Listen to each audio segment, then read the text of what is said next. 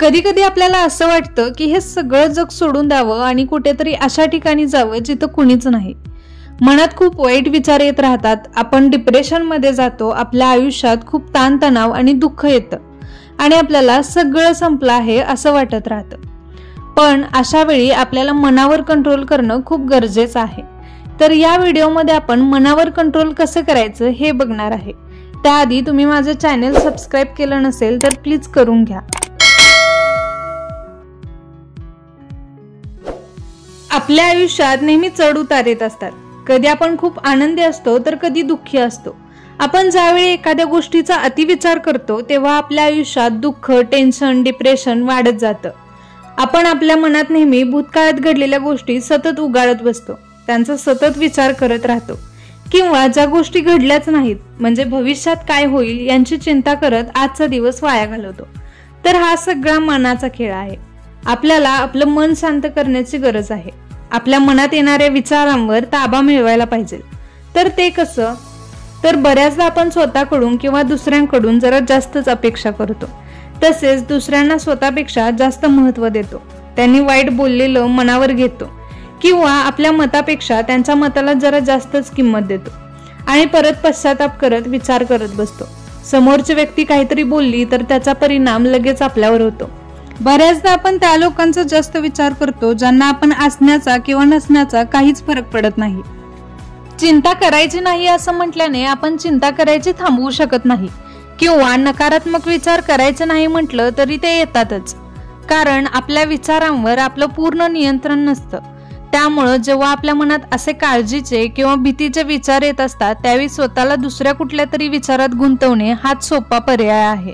बऱ्याचदा आपल्या आयुष्यातील महत्त्वाचा एखादा निर्णय घ्यायचा असेल तर आपल्याला चांगला सकारात्मक विचार करणं गरजेचं आहे.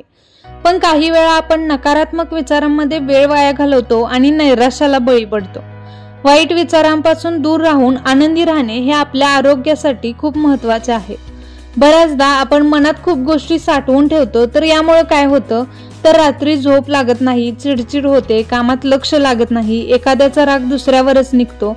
या सगळ्यामुळे आपल्या शरीरावर व मनावर परिणाम होतो. तर यासाठी आपण आपल्या आवडत्या ठिकाणी फिरून येऊ शकतो जिथं आपल्याला मनशांती मिळेल किंवा आपल्या जवळच्या विश्वासातील व्यक्तीशी बोलून आपलं मन आपण हलकं करू शकतो. त्यातून कदाचित आपल्याला सकारात्मक मार्गही मिळू शकतो. आणि सगळ्यात महत्त्वाचं म्हणजे रिकामं बसू नका. ते म्हणतात ना, रिकामा मन म्हणजे सैतानाचं घर. म्हणजे रिकाम्या वेळातच बऱ्याचदा आपल्याला काही ना काहीतरी सुचत असतं आणि त्यावर विचार करण्यात आपला वेळ निघून जातो. त्यामुळं कामात व्यस्त राहा. सगळं आपल्या कंट्रोलमध्ये नसतं हे मान्य करायला शिका.